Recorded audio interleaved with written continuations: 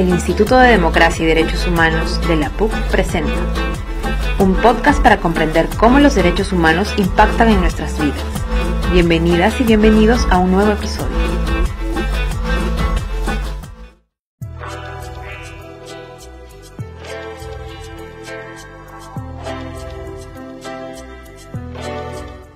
La relación entre criminalidad organizada y la corrupción en el país es innegable. Diversas modalidades de actos corruptos se basan en el uso de estructuras organizadas para introducirse en el sector público y político a fin de operar bajo un sistema de corrupción. El juzgamiento y sanción de casos puede ser un aliciente a la preocupación nacional sobre el alto índice de corrupción en el país, pero no debe ser la única herramienta para reducir el alcance del fenómeno, aún presente en diversos ámbitos del sector público.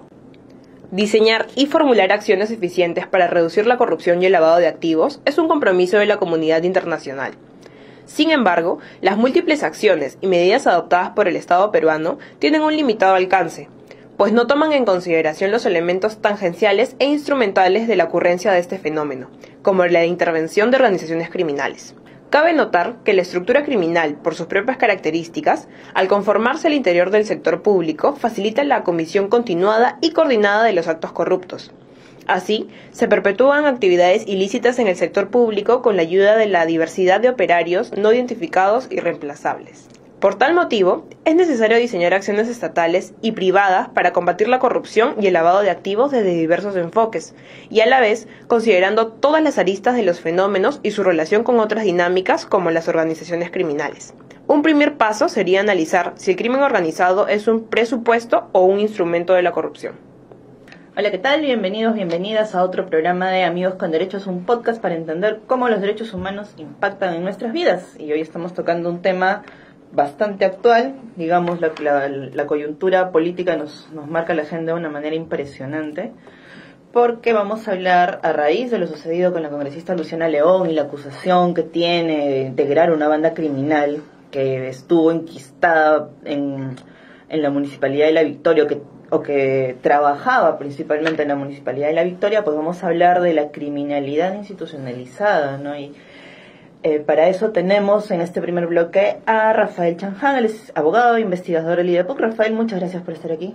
Muchas gracias a ti por la invitación. Entonces, para no perder mucho tiempo y para seguir la conversación que teníamos antes de darle play a la cámara, y bueno, te comentaba como una cosa, no sé si tan anecdótica, pero sí suena gracioso, ¿no? Que en Twitter están diciendo que el congresista Tubino está borrando sus tweets donde llamaba terrucos a todo el mundo, ¿no? Es una práctica bastante común en muchos parlamentarios, ¿no?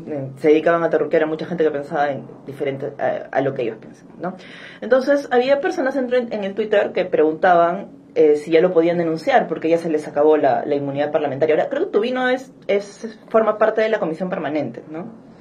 No. No forma. Entonces sí ya se le acabó la inmunidad parlamentaria. En teoría no tiene. Ya. Sí. Entonces, pero tú me decías que es complicado porque si alguien lo denuncia por un delito que realizó en el ejercicio de sus funciones, ¿cuál es el proceso?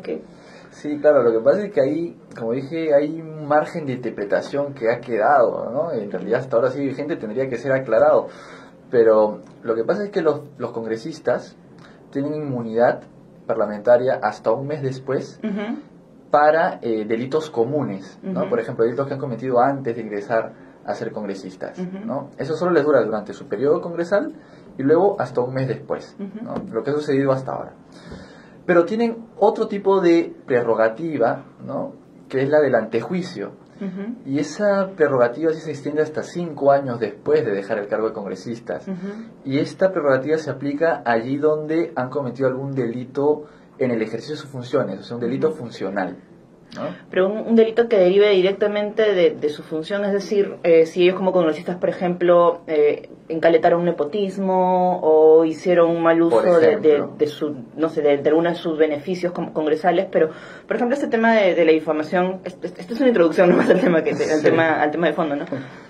Si no es necesariamente un delito que cometieron como congresistas, o sea, que deriva de sus funciones congresales. Sí, pues hay que ver, yo creo que caso por caso, en qué contexto se dio ese tipo de declaraciones. En un contexto de debate congresal, en un contexto de una comisión, o lo hicieron pues como particulares en en fin, ¿no? En En una sus redes conversación, sociales. en un debate público, En sus redes sociales. en sus redes sociales como personas particulares. Bueno, si es así, desde mi punto de vista podría considerarse como un delito común, que no ha sido ejercicio en ejercicio de funciones, y por tanto ya no tendrían esta inmunidad, ¿no?, para este delito, y se les podría eventualmente denunciar, ¿no?, y el Poder Judicial que lo canalice como lo tendría que hacer como cualquier ciudadano, ¿no? Eso me parece importante porque, por lo que tú me estás explicando ahorita, o sea, hay dos tipos de delitos que puede cometer un congresista, ¿no? Sí. Como parte, o sea, usando sus funciones congresales para beneficiar indebidamente a alguien, o como algo que no tenga nada Claro, que ver con su función. por ejemplo, congresista. algo que tiene que ver un caso concreto y claro, ¿no?, en el cual un congresista está vinculado con un delito en el ejercicio de sus funciones, el caso de los Kenny videos, por ejemplo, no sé si lo recuerdan, los Keiko claro. videos, los Mamani videos, ¿no? Claro, ahí era pues tratativas que tenían que ver con votos congresales, ¿no? Se dio en el contexto de un debate congresal, ¿no?, de negociaciones de votos. Entonces, ese es un caso del ejercicio de sus funciones, ¿no? Y en el caso de la congresista Luciana León, que es el tema que nos convoca hoy, sí hay un presunto delito, una presunta comisión de delito en el ejercicio de sus funciones y cosas que derivan directamente de su rol como congresista. Sí, pues, porque acá estamos ante un posible caso de tráfico de influencias, ¿no? En donde, claro, la congresista Luciana León habría abusado, habría utilizado indebidamente pues su cargo como congresista, ¿no?, como representante de la nación, para pues intentar generar un direccionamiento, un beneficio para ciertas organizaciones criminales, ¿no?, enquistadas en un municipio, ¿no? Haciendo valer pues esa llegada, esa cercanía con determinados funcionarios, ¿no? Y de su cargo como congresista. Entonces, claro, yo creo que está vinculado con esto que hablábamos, ¿no?, un delito en ejercicio de sus funciones, ¿no? Lo cual no significa que sea impune, ¿no?, pero hay unos cauces que seguir, ¿no? O sea, va a ser más complicado investigarla, en todo caso procesarla. O sea, primero es la investigación, después Sí. es el proceso, ¿no? O sea, Exacto. el hecho de que sea congresista y que tenga inmunidad, aun cuando la evidencia puede ser, no sé si tan potente como para declararla culpable, pero sí lo suficientemente potente como para que haya una sospecha de culpabilidad. Sí, yo creo que los elementos son reveladores, ¿no? O sea, los audios que han sido propalados a la opinión pública son reveladores, o sea, definitivamente ameritan un inicio de investigación, ¿no? Lo que pasa es que, claro, nuestra Constitución, nuestras leyes le dan un procedimiento especial, ¿no? Es decir, tiene que seguir el antejuicio, es primero el Congreso el que tiene que realizar la investigación, tiene que haber una denuncia constitucional, tiene que pasar a una subcomisión de acusaciones constitucionales, luego a la comisión permanente y finalmente al Pleno. Pero ¿cómo ¿no? hacemos ahorita que no hay congreso? Claro, actualmente estamos en una situación particular porque no hay Congreso, se tiene que esperar a que se reconforme el Congreso para dar ese trámite, ¿no?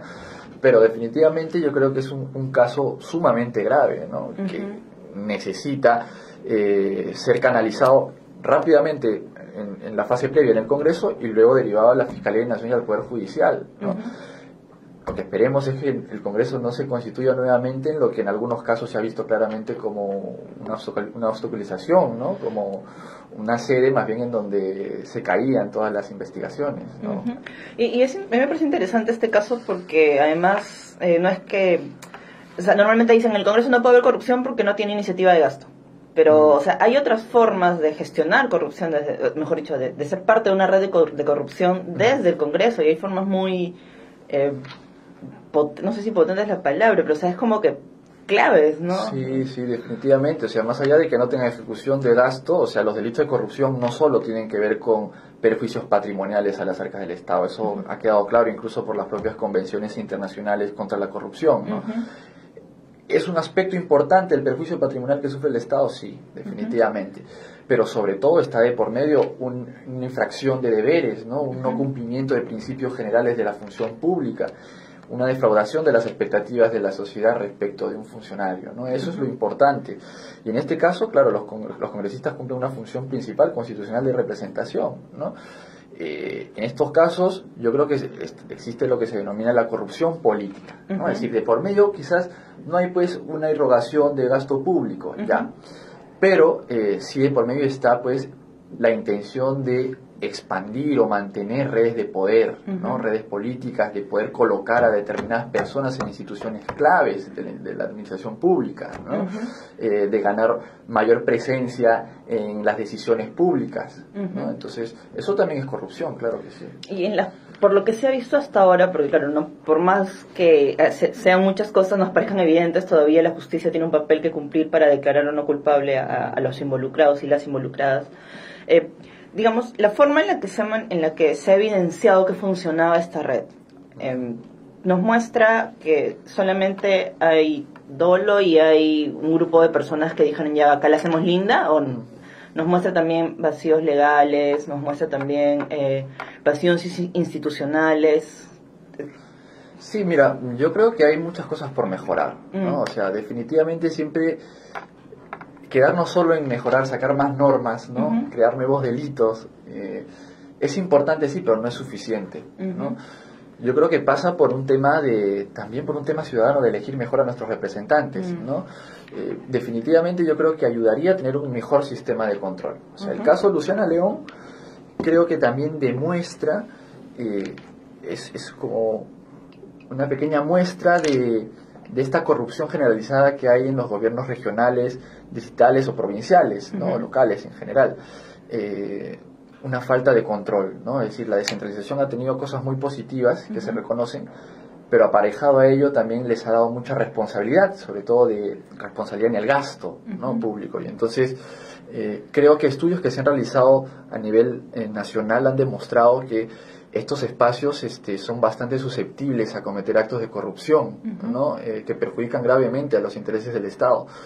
Y ahí hay una labor pendiente de debido control, es decir, los órganos de control interno de las municipalidades, los órganos de control interno de los gobiernos regionales, por ejemplo, que dependen de la Contraloría.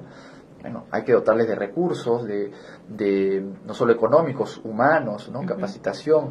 O sea, hay aún en el interior del país muchas municipalidades que ni siquiera tienen implantado un órgano de control interno. No lo tienen, ¿por qué? Porque no hay dinero para poder tener un órgano de control. Claro, ahí las autoridades, los alcaldes, los gerentes, ¿no? Hacen lo que quieren, ¿no? Vamos a una pequeña pausa y regresamos para analizar un poquito cómo funciona o cuáles son los vacíos dentro de los gobiernos municipales.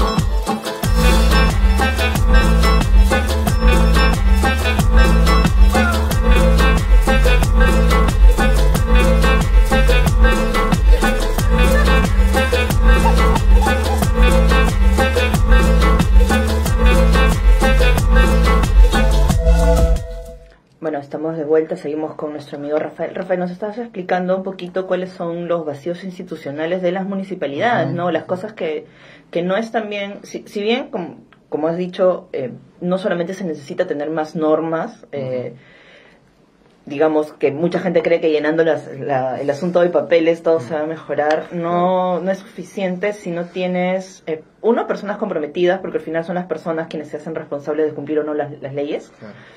Y también, si no hay un ambiente, o mejor dicho, si el sistema no deja vacíos para que entren estas redes de corrupción, ¿no? Nos hablabas, por ejemplo, de la Oficina de Control Interno, ¿no? Sí, las oficinas de control interno, bueno, que dependen, se dice, ¿no? Funcionalmente de la Contraloría General de la República, es decir, un órgano autónomo distinto, ¿no? Porque es lógico, el que te tiene que controlar no tiene que depender del controlado, ¿no? Del que va a ser supervisado.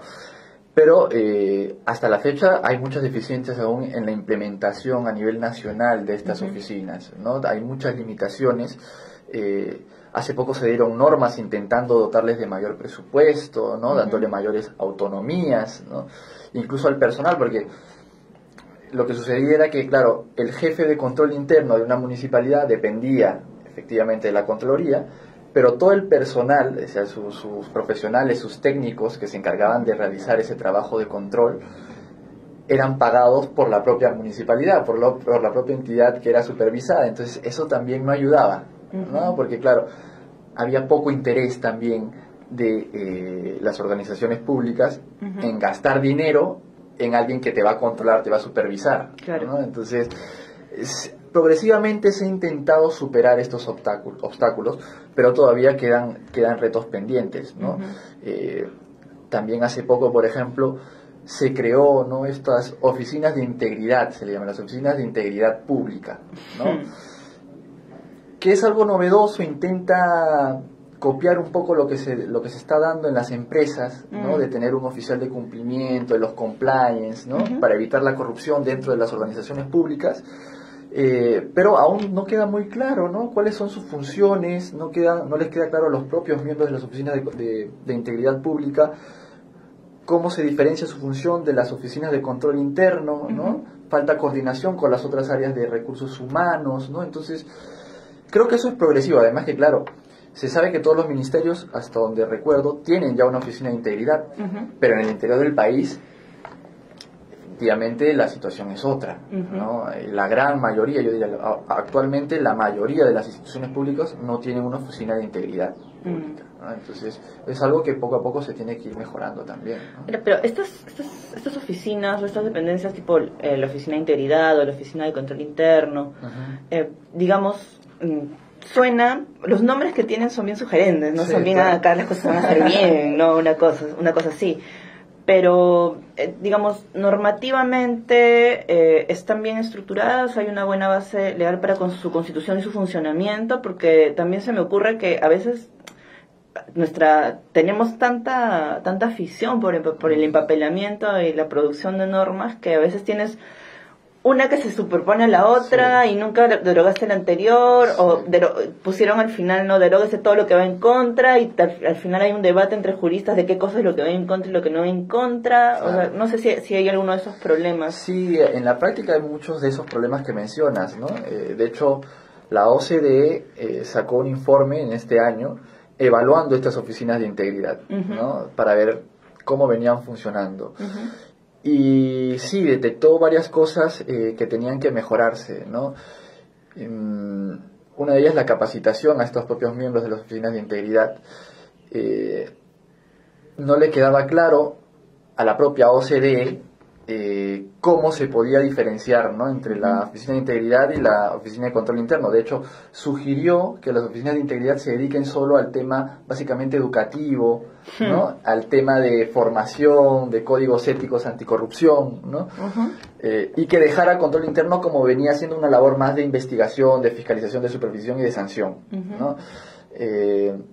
Pero, como dije, eso aún todavía está en proceso de mejora, dijo, ¿no? Esa ha sido la recomendación de la OCDE viendo la situación que hay, porque ha visto que las oficinas de integridad están todavía muy en pañales, ¿no? Entonces ha dicho, bueno, sincerémonos y digamos que realmente estas oficinas de integridad todavía faltan empaparlas más del tema, ¿no?, que conozcan sus propias funciones, en fin, y démosle por ahora una función educativa, de formación, ¿no?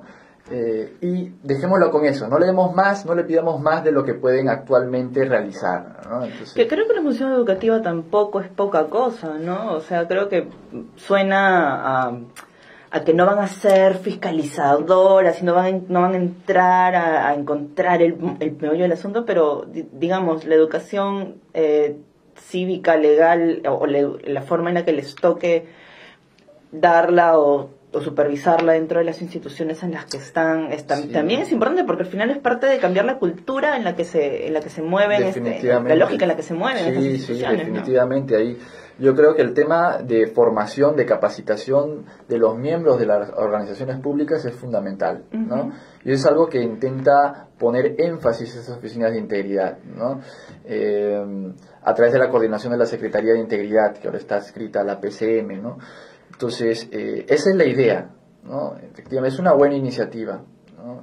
Generar una cultura de integridad, una cultura anticorrupción, ¿no? Una cultura ética dentro de todas las administraciones públicas, ¿no? Creo que es un paso importante para prevenir, pues, este tipo de cosas que suceden, ¿no? No solo en los gobiernos regionales, sino en muchas otras entidades, ¿no? Ahora, tú me decías también que no todo el tema de corrupción está asociado al tema económico.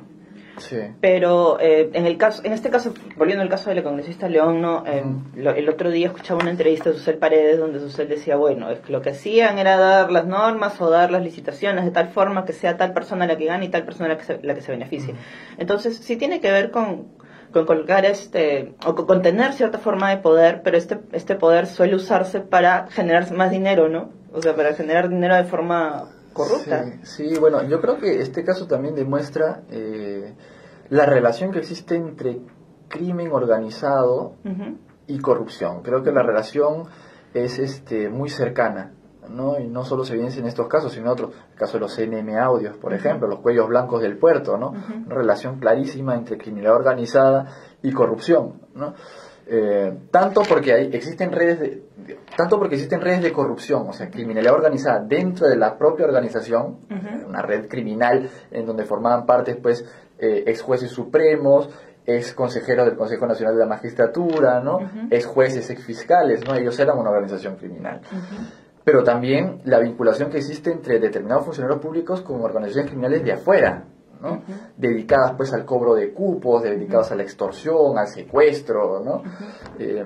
Este caso me parece que se relaciona con este segundo tipo, ¿no? De relación entre organización criminal y corrupción. O sea, una organización que se dedicaba efectivamente a extorsionar, ¿no?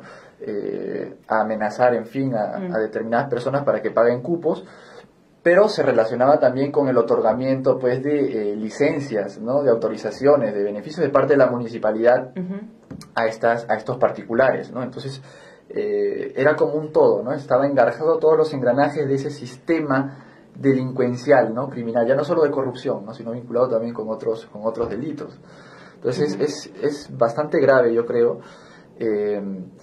y definitivamente es un desafío para el sistema de justicia, para los fiscales, ¿no? Y también para ustedes, los abogados, que tienen que ayudarnos a entender la realidad y el funcionamiento de las cosas, ¿no? Digamos que legalmente hablando, a los abogados de diferentes especialidades han tenido bastante chamba estos últimos meses en tratar de hacernos entender cuestiones constitucionales, penales, de criminalidad, no sé, de violencia contra una mujer. O sea, las normas que se han dado, o mejor dicho, hay normas que no se renuevan hace mucho tiempo, que para el ciudadano, nosotros que no somos expertos en derecho, es chino, pues, ¿no? Es chino mandarín, no entendemos nada, y una de las cosas por las que no solemos entender es porque los abogados suelen hablar en difícil, o suelen referirse más a la interpretación que a la norma en sí, ¿no?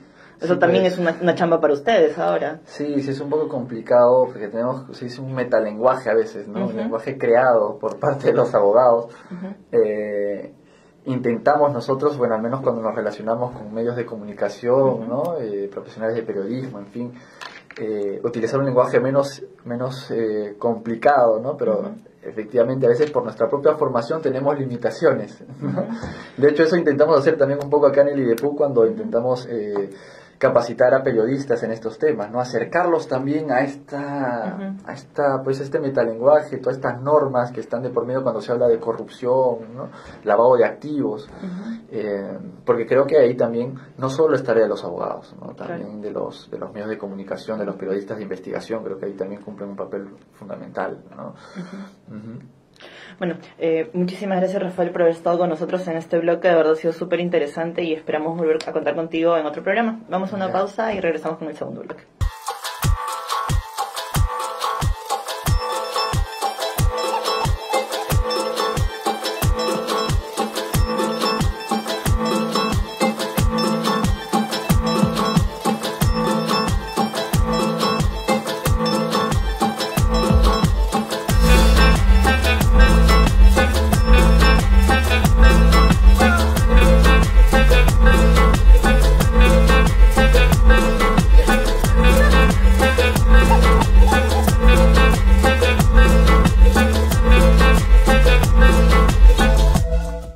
Dato IDEPUC. De acuerdo a la Fiscalía Especializada en Criminalidad Organizada, en el 2018, 14 alcaldes de diversas localidades del Perú fueron detenidos por liderar organizaciones criminales o ser protagonistas de importantes casos de corrupción. De las 57 organizaciones en investigación, 19 tienen su centro de operaciones en Lima, mientras que 38 están localizadas en otras provincias. En la mayoría de los casos, los gerentes y servidores municipales tuvieron participación en organizaciones dedicadas a la invasión y usurpación de terrenos. Esto fue el dato de PUC. Bueno, bienvenidos a este segundo bloque de su programa Amigos con Derechos, un podcast para entender cómo los derechos humanos impactan en nuestras vidas. Yo soy Katy Subirana, soy su anfitriona en esta temporada y ahora estamos con un abogado súper capo de verdad, que se ha comprado muchísimos pleitos que involucran el tema de derechos humanos. Estoy hablando de Juan José Quispe, él es abogado del Instituto de Defensa Legal. Juan José, un gusto de verdad volver a hablar contigo después de tanto tiempo. El gusto es mío, Katy, gracias a ustedes. Entonces, tú eres de verdad un abogado multitasking porque ves muchos casos y sí te lo he preguntado antes, ¿no? ¿Cómo haces para poder ver tantos casos complejos? Por Dios. Pero bueno, ahora estamos hablando de un tema que también es muy importante y que creo que a veces es la raíz de casos que tú terminas viendo después, ¿no? Que es el tema de corrupción, ¿no? La corrupción dentro del sistema de justicia. Me imagino que cuando se destapó el tema de los cuellos blancos y el tema del CNM, ustedes abogados dijeron se viene un terremoto, ¿no? Claro. O sea, ¿cómo lo asumieron ustedes? Mira, era como tener algo tangible de lo que conocías. Porque todo eso que vieron a partir de julio del año pasado, los audios, los videos y todo lo demás, se sabía. La mayoría de abogados lo conocemos. El problema es que no teníamos la evidencia. Y se encontraba la evidencia, ¿no? Las llamadas telefónicas, interceptaciones legales, no han sido ilegales porque un juez las autorizó. Y vimos pues cómo la pobreza de nuestro sistema de justicia, ¿no? Desde el Congreso, Poder Judicial, Fiscalía, Policía y Consejo Nacional de Magistratura, ¿no? Entonces, claro, la pobreza en cuanto a su respuesta a la corrupción y también cómo entre ellos se pueden armar redes, ¿no? Por ejemplo, hablábamos del caso de Luciana León, como congresista, claro, todavía no se le ha acusado, está siendo investigada, pero está siendo investigada por formar parte de una banda que tenía sus tentáculos en el Congreso con ella, en la Municipalidad de La Victoria. O sea, digamos que habían aprovechado los vacíos legales e institucionales para poder armar una red que los beneficie directamente a ellos. Y esto es algo que se replica en muchas otras instituciones del Estado, ¿no? Tú lo has visto. Sí, lo que son organizaciones criminales siempre buscan tener redes, ¿no? Redes de apoyo legal, leyes de apoyo político, y entre esa ley de apoyo político, para obtener sus fines, está el Congreso de la República. Por eso es que Luciana León aparentemente está involucrada en una organización criminal en donde ella habría prácticamente cometido el delito de tráfico de influencias, ¿no? Y ser parte de una organización criminal, que ojo, ya son 2 delitos. Ser parte de una organización criminal por el solo hecho de cumplir una función, más realizar un acto concreto que sería tráfico de influencia. Ahora, si bien ahorita se le está investigando a ella, sospecho que no es la primera vez que un congresista o que se tiene indicios de que un congresista ha utilizado su trabajo como tal, para ayudar a establecer o a favorecer de alguna forma a ciertas personas dentro de otras instituciones, ¿no? O sea, ¿qué es lo que ha hecho que este caso sea visible? ¿Qué es lo que suele pasar para que otros casos se oculten? Mira, primero la persecución de la policía, ¿no? En este caso ha habido también interceptaciones telefónicas, y es a partir de las interceptaciones donde se puede hacer el seguimiento a la organización criminal. Haciendo el seguimiento a la organización criminal puedes encontrarte con sus lazos, con sus redes. Por ejemplo, el congresista Vieira, él actuaba solo, ¿no? Hacía lobbies, entre comillas, según él, pero en realidad también es tráfico de influencias. Pero en el caso de Luciana León es mucho más complicado y más complejo, porque ella no solamente estaría participando en esta organización criminal, sino también está dando una persona de apoyo o de enlace, que es su asesora legal, ¿no? Claro. ¿Tú crees que nos trataron de explicar un poco en el bloque anterior, pero nos quedamos un poco a medias, ¿no? A ver. Luciana León, al ser congresista, aún miembro de la comisión permanente, la investigación en su caso se complica, ¿no? ¿Cuáles serían las salidas o cómo se puede agilizar el proceso de investigación teniendo ella inmunidad parlamentaria? A ver, las personas que tienen inmunidad de la Constitución es clara, ¿no? Altos funcionarios. Entre los altos funcionarios está el congresista, un juez supremo, un fiscal supremo. Recordemos el caso de Nostroza Parachi. Recordemos el caso de Walter Ríos, presidente de la Corte, pero básicamente Inostroza Mariachi. Tanto ya el Tribunal Constitucional y la propia resolución de la Corte Suprema del Juzgado de Investigación Preparatoria en el caso de Inostroza Mariachi han establecido que ellos sí pueden, el fiscal puede realizar investigaciones preliminares. ¿Qué significa investigaciones preliminares? Allanamientos, interceptaciones telefónicas, levantamiento de secreto bursátil, impedimento de salir del país. Todo eso puede hacer en el marco de una investigación preliminar. Para darle una detención preliminar judicial por 15 días si es una organización criminal o 10 días que es ahora, o para darle una prisión preventiva, si ahí recién se tiene que levantar la inmunidad. Todo lo anterior que te dije, sin levantar la inmunidad se puede hacer tranquilamente. Y digamos que todo eso que se puede hacer sin levantar la inmunidad, si te da un indicio más razonable de culpabilidad o de que esa persona esté involucrada, puede acelerar el proceso de levantamiento de inmunidad. Ese es importante. El fiscal, en ese caso provincial, está investigando. Encuentra una cantidad de elementos o indicios de la comisión del delito.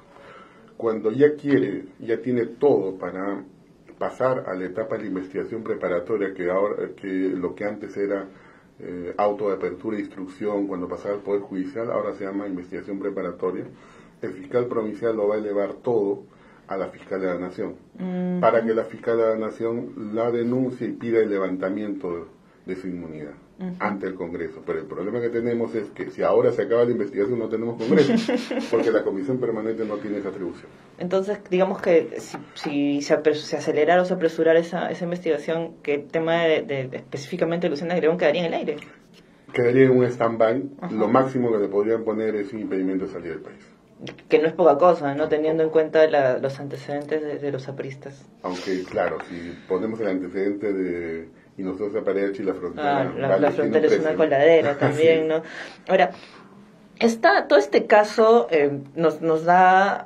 me parece súper interesante porque nosotros ya teníamos asentado que las cosas son de una forma y que no había forma de cambiarlas, claro, ¿no? Entonces, a mí me causa curiosidad cómo se encuentran, o sea, no digo que no haya personas probas dentro del sistema de justicia, pero solían ser eclipsadas por el sistema mismo, ¿no? Claro. Que es súper informal, que se maneja de una forma muy extraña.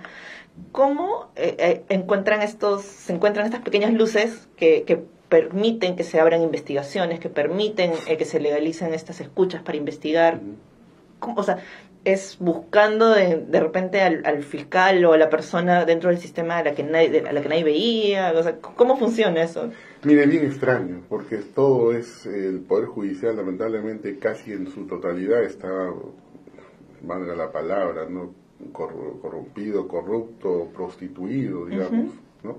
Encontrar a personas que tengan algún tipo de moral, que quieran investigar a los corruptos dentro de un sistema que está inmerso en la corrupción, fue bastante complejo. Por eso es que los abogados de los investigados, jueces, miembros del CNM, fiscales supremos, se han querido traer abajo a los pocos fiscales y jueces que están siguiendo el camino de esta investigación que comenzó con la divulgación de los audios en julio del año pasado. Son pocos magistrados, te lo digo. La mayoría cae en el sistema. Por ejemplo, cuando sucede el tema de los audios en julio del año pasado, sale el presidente de la Corte Suprema, entra el doctor Víctor Prado Saldarriaga. Víctor Prado Saldarriaga se topa con las manos cruzadas porque el CNM se había también cerrado. Claro. Y el CNM era el único que podía suspender a todos los jueces supremos corruptos. ¿Qué pasó? Prado hizo su mejor trabajo, lo suspendió a Inostroza Mariachi, pero entró Lecaros. Y Lecaros todo parece indicar que es parte de la mafia. Entonces, si Lecaros es parte de la mafia, los pocos jueces probos están luchando contra su propio sistema para llevar adelante estos procesos. Entonces, su trabajo es mucho más intenso, porque inclusive en la prisión preventiva, respecto a ese tema, el presidente Lecaros saca comunicados como si nada diciendo se está abusando de la prisión preventiva a nivel de los juzgados. un inferior jerárquico que recibe esa llamada de atención, simplemente la próxima ya no da prisión preventiva.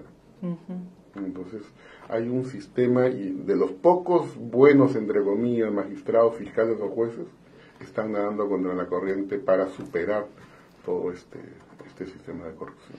Ok, vamos a una pausa y regresamos para seguir hablando de la corrupción que está enquistada en el mismo sistema de justicia.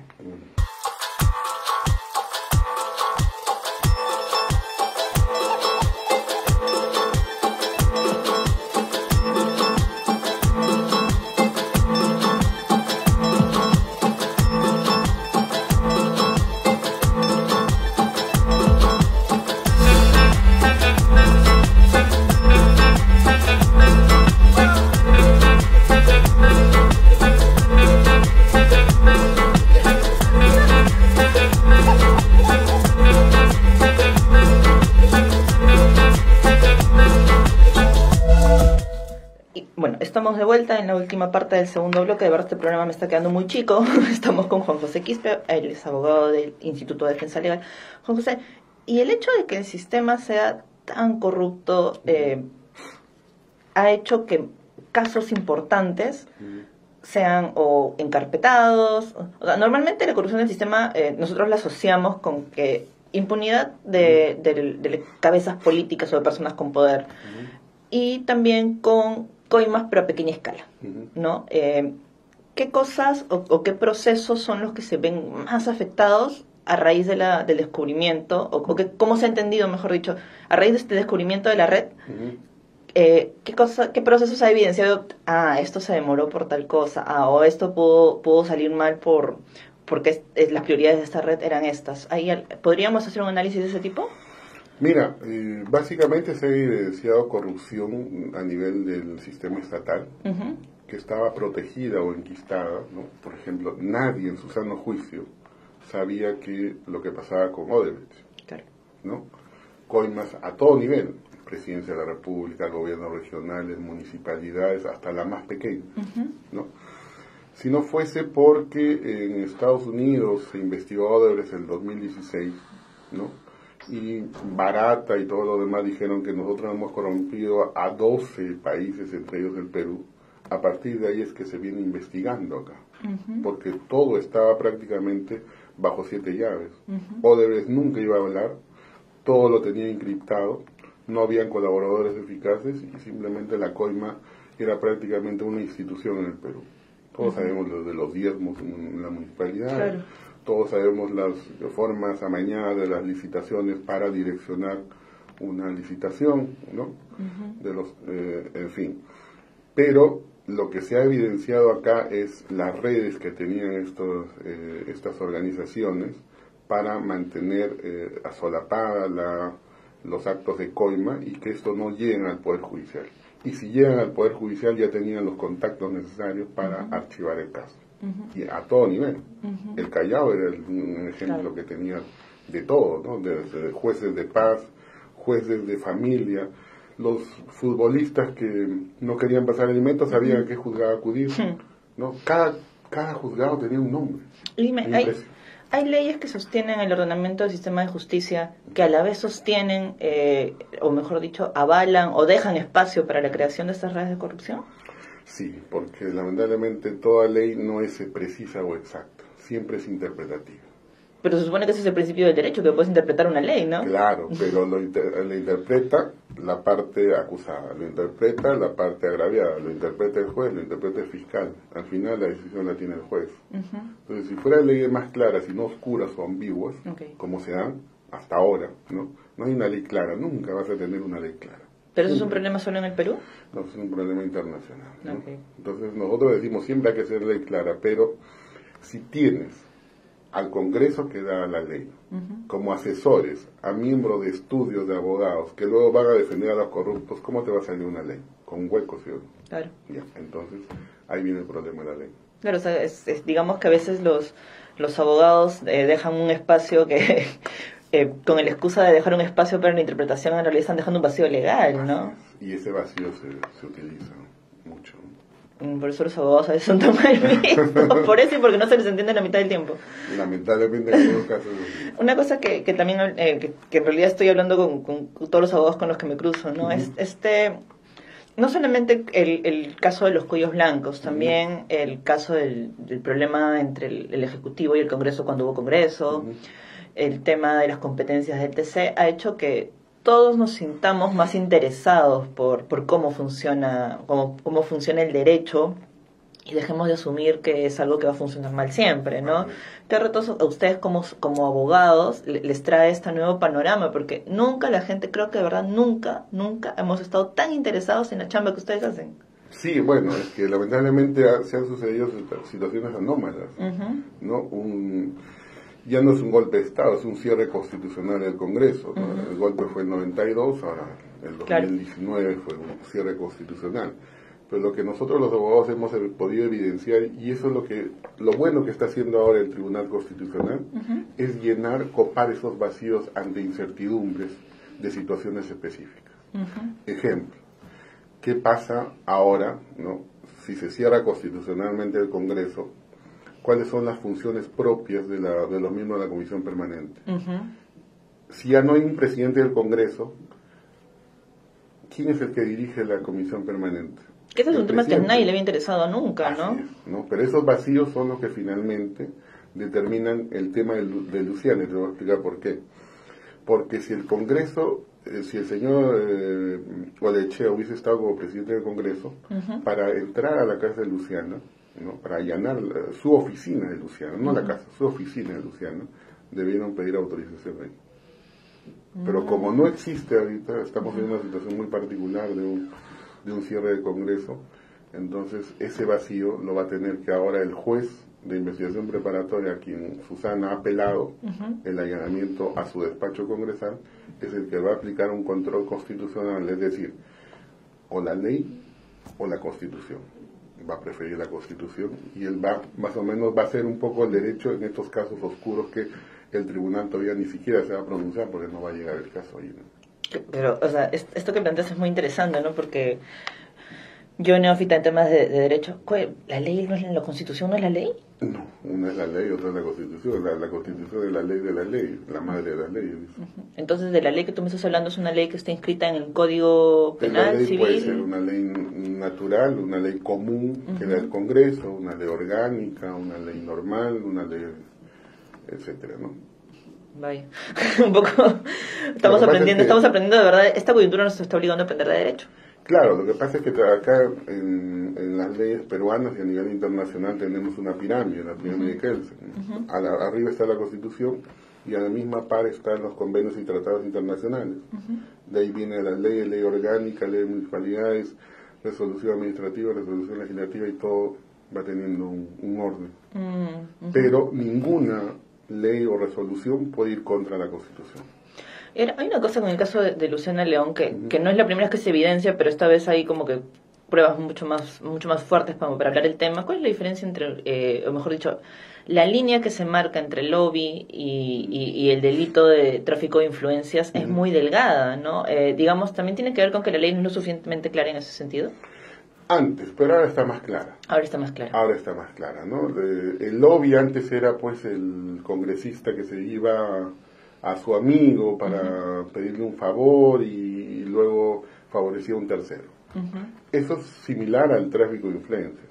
La diferencia está en que el congresista recibe un dinero o algún favor político, ¿no? Basta que el congresista invoque ante un tercero que le pide, le dice, sabes que tú tienes un contacto del Ministerio de la Producción, yo quiero que salga una resolución. Basta que el congresista le diga, sí, yo tengo el dato, no importa que se ejecute o no la acción. Y no importa si hay dinero de por medio tampoco. No importa si hay entrega de dinero por medio, ¿no? Ya se configuró el delito. ¿Por qué? Porque el congresista le está diciendo al tercero, yo tengo esa persona ahí, yo te puedo hacer el trabajo. Basta que le diga eso.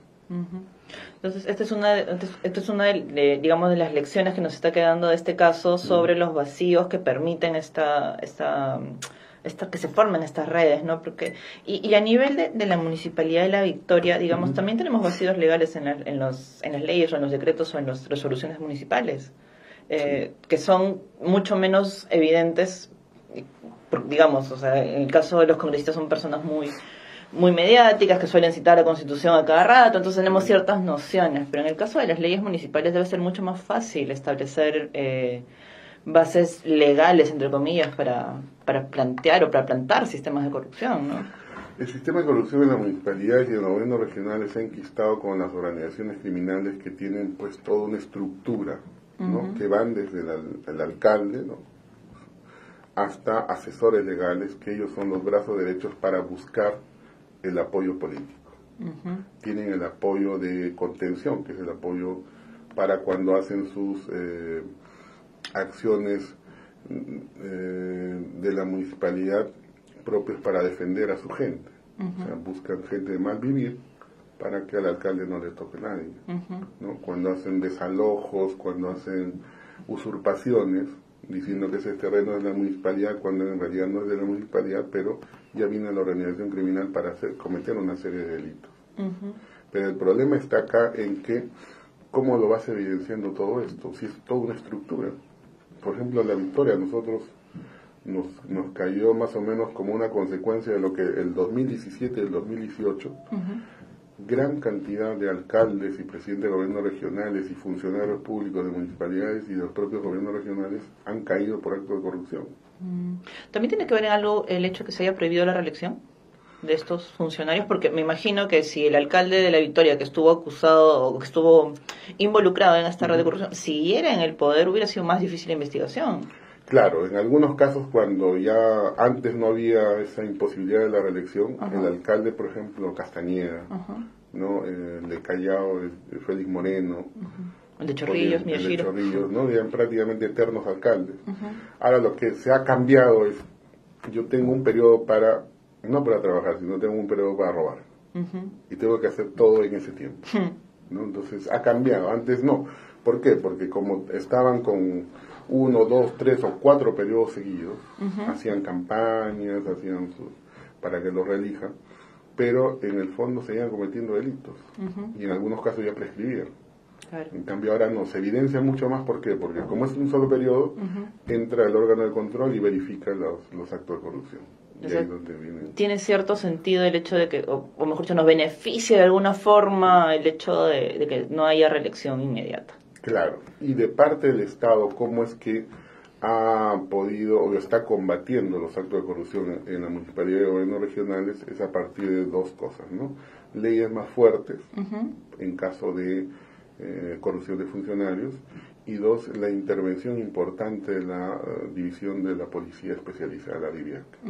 La DIVIAC es de Lima, pero va a todo el Perú. Hace su trabajo, interviene gente, interviene teléfonos con orden judicial y se regresa a su lugar de origen, que es Lima. Y luego la investigación sigue en cada lugar. Perfecto. Muchísimas gracias, Juan José, por todas las explicaciones. Siempre súper interesante y súper didáctico hablar contigo. Y muchas gracias a todas las personas que nos siguen. Nos encontramos en el próximo programa. Hasta luego. Gracias.